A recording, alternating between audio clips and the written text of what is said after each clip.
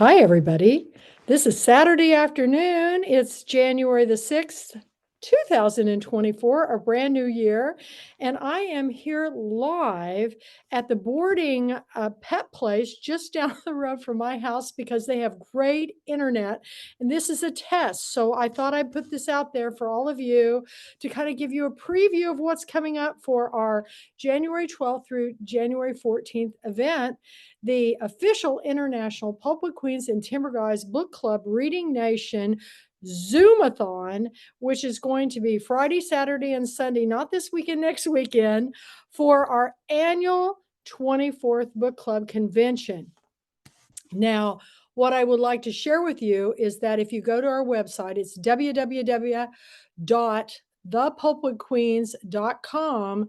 On the convention page, to 1024 convention page on the menu, the full program is up and all the Zoom links are also up on there, so that for all members who have purchased a package, I'm going to be sending you the Zoom links personally, but you can always go to the website if you need to get them. And I've also posted them on our Pulpwood Queen pages. But this all began January 18th of 2000. I opened the only hair salon bookstore in the country called Beauty and the Book. My bookseller friend from Dallas, Jennifer Anglin, gave me the name of Beauty and the Book, and that's what I run all of my entities under, is Beauty and the Book, because this was where it all began, in that hair salon in a very small town, historic town called Jefferson, Texas. So I opened on January 18th, and it wasn't long after that I was invited to the local book club, and they wanted to know if I would come to their meet, join them at their meeting, and I did. I had a wonderful time. It was in the Southern Plantation Home, and remarkably, I had read the book, and it was The Secret Life of Bees, which was one of my favorite books of that year. And so I had a wonderful time. We had a 4-course luncheon, and at the end of the luncheon, we all went into the parlor to discuss the book, had a fabulous discussion. We were served cordials. It was wonderful. And then I, recognizing that it wasn't going to be long, I was going to have to leave because my kids were getting out of school and I had to pick them up. I stated to the group, I said, "Oh, I'm so excited about being invited to this book club. What are we going to be reading next month?" And you could have heard a pin drop. And the hostess of this book club jumped up, grabbed me by the elbow, and she's a little bitty thing, and she pulled me out into the gallery of her beautiful Southern home, and she whispered to me, "I'm so sorry, Kathy. I think there's been a miscommunication. We didn't invite you to join our book club. We invited you as a guest." And I just had this moment of being mortified that I had invited myself into this book club. And I said, "Oh, of course, I'm so sorry. I just misunderstood." And she said, "Well, let's go back into the room, but thank you for coming." And I went back in, and nobody would make eye contact with me. And if any of you have read one of our Pulpwood Queen books called The Help by Catherine Stockett, you know that moment when Jessica Chastain goes to where they're having this bridge club at this afternoon party, and she's got homemade pie, and she rings the doorbell, and they go, "Oh no, it's that woman. Everybody duck down and hide." Well, that's exactly how I felt at that moment. And so as I slithered out the door with my head down, I jumped into my damn minivan, and as I was driving home, I thought, who made up that rule?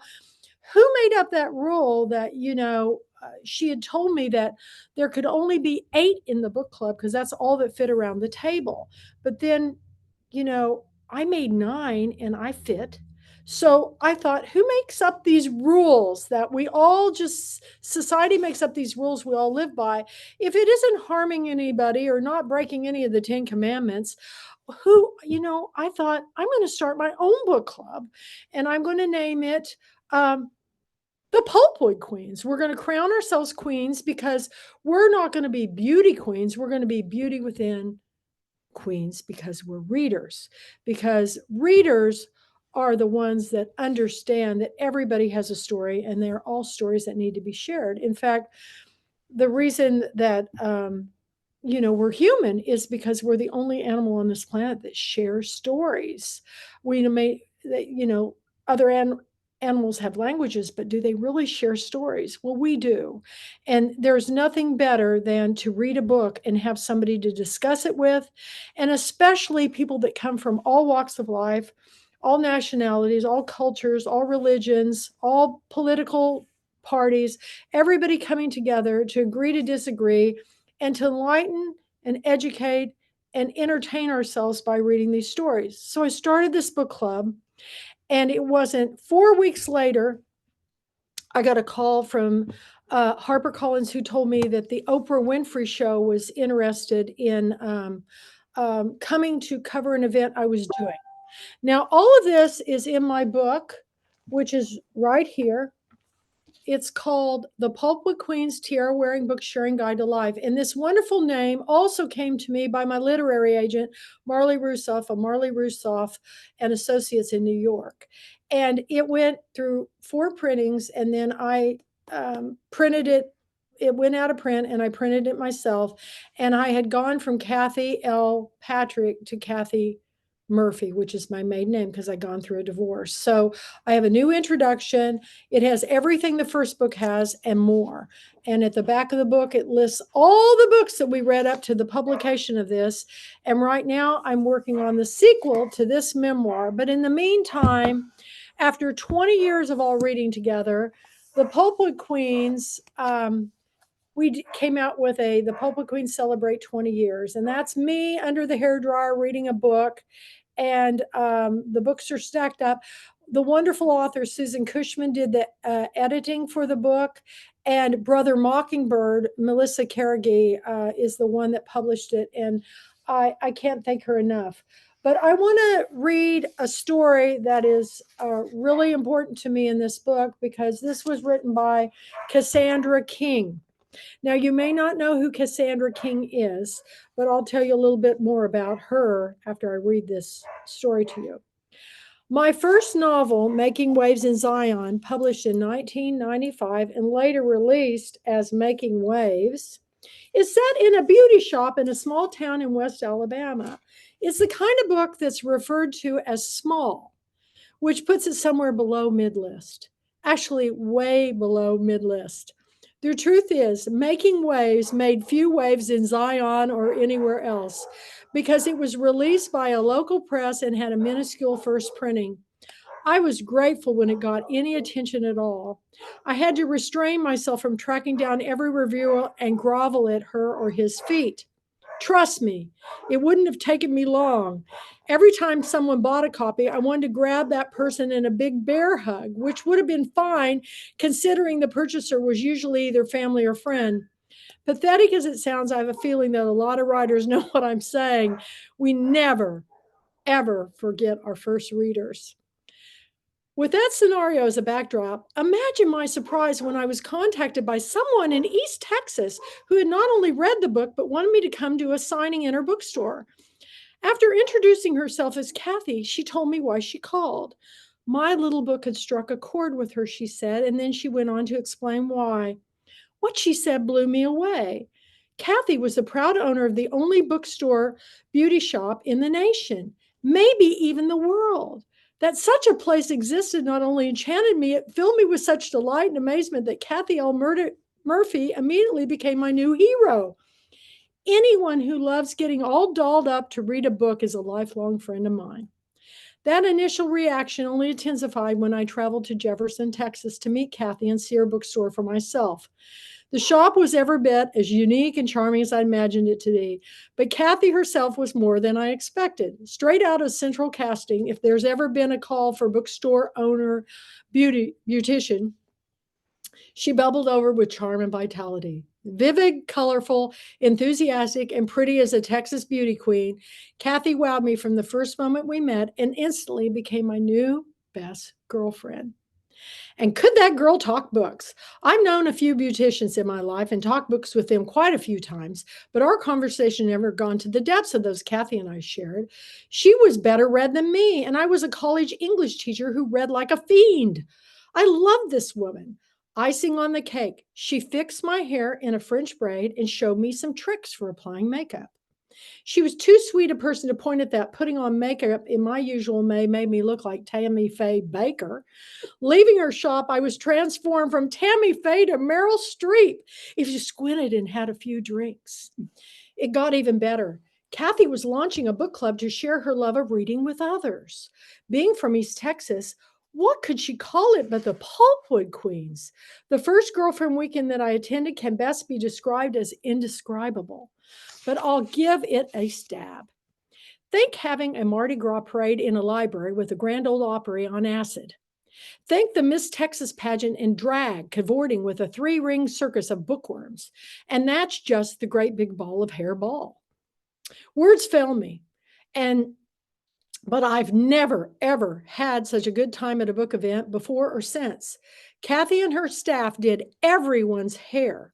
The only time in my life I've ever had big hair, even though I was raised in Alabama, the heart of the big-haired South, men and women both. Since the first Fabulous Girlfriend weekend, I returned many times. It's the highlight of every book tour. I've met the most wonderful sister writers, the sweetest timber guys, the coolest booksellers, a few actors, and even some famous musicians like Marshall Chapman. Marshall gave a one-woman concert that had a bunch of middle-aged women, led by me, yelling and clapping and singing along like a bunch of teenagers. I've met iconic authors, agents, publishers, and media, but mostly I've made dear and cherished friends. One time when I was scheduled to present, I developed a sudden bout of vertigo from an inner ear infection. When my doctor said flying was out of the question, I came home sad and angry. How could I miss Girlfriend Weekend? It was supposed to be my reward for surviving a grueling book tour. When I called Kathy with the news, she was gracious and understanding, the way she always is. But before hanging up, she lit a fire under me. Now get off your butt and write a new book so you can come again soon. It was the perfect incentive. After I married Pat Conroy, I was determined to get him to Girlfriend Weekend. Kathy had told me many times how much she revered him and his writing, so I knew she'd be thrilled if I could talk him into it. I knew he'd love it if he'd just give it a try, just once, and he'd be hooked. But Pat wasn't having it. Have you lost your mind? He said when I begged again. Can you see my fat ass dancing around a cowboy hat with a bunch of wild women? Not going to happen. You go and have fun, but leave me out of it. I gave in, but not up. I knew I was closer to make it happen when I returned, and I told him about an adventure Kathy and I had visiting an old Citadel classmate of his.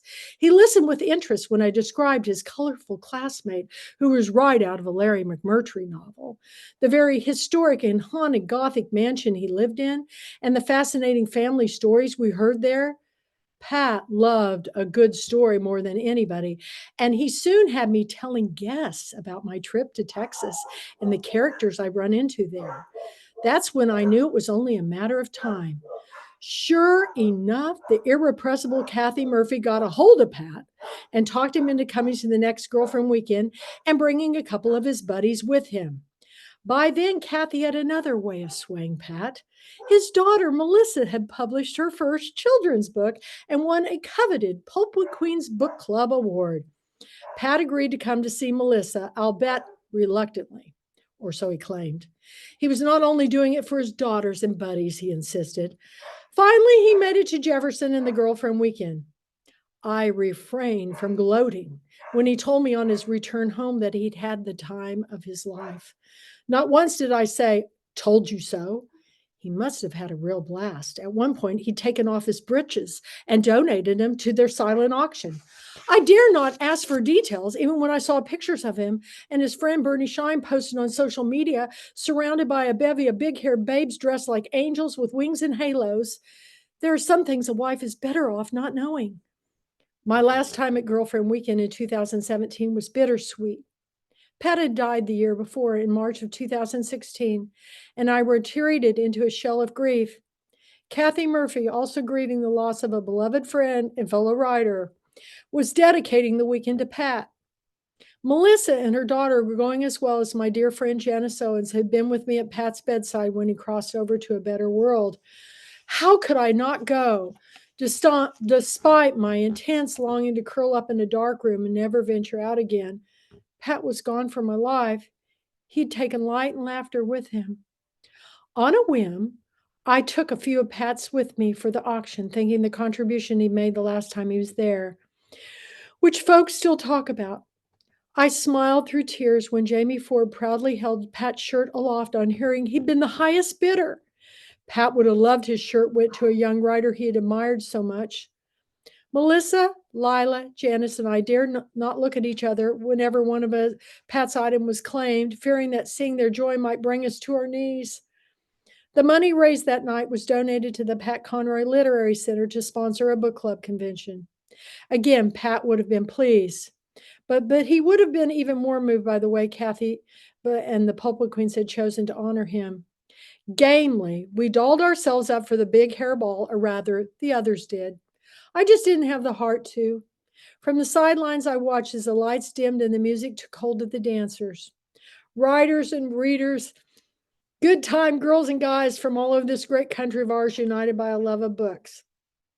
Feet started moving, hips twitching, and arms waving.